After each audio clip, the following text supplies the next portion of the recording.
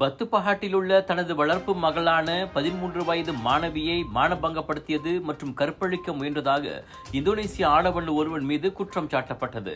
39 வயதுடைய அந்த ஆடவன் கடந்த மே மாதம் பத்துப்பஹாட்டில் உள்ள ஒரு வீட்டில் இக்குற்றத்தை புரிந்ததாக குற்றம் சாட்டப்பட்டான்.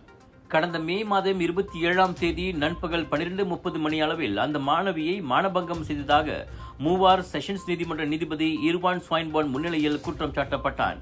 இந்த குற்றச்சாட்டு நிரூபிக்கப்பட்டால் 20 ஆண்டுகள் வரை சிறை மற்றும் பிறம்படி விதிக்கப்படும். மேலும் அந்த மாணவியை கடந்த மே மாதம் 28ஆம் தேதி நள்ளிரவு 12:30 மணி அளவில் கற்பழிக்க முயன்றதாகவும் அந்த ஆடவன் மீது 2வது குற்றச்சாட்டு சுமத்தப்பட்டது.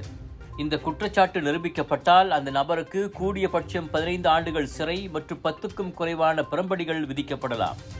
பாதிக்கப்பட்ட அந்த பெண் தனக்கு நேர்ந்த கொடுமையை தோழியிடம் தெரிவிக்கவே பின்னர் இந்த விவகாரம் ஆசிரியரின் கவனத்திற்கு கொண்டு செல்லப்பட்டது.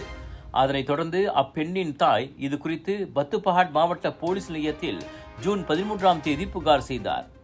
குற்றம் சாட்டப்பட்ட நபருக்கு ஜாமீன் மறுக்கப்பட்டதோடு இந்த குற்றச்சாட்டு மீண்டும் ஜூலை 25ஆம் தேதி மறு வாசிப்புக்கு வரும்.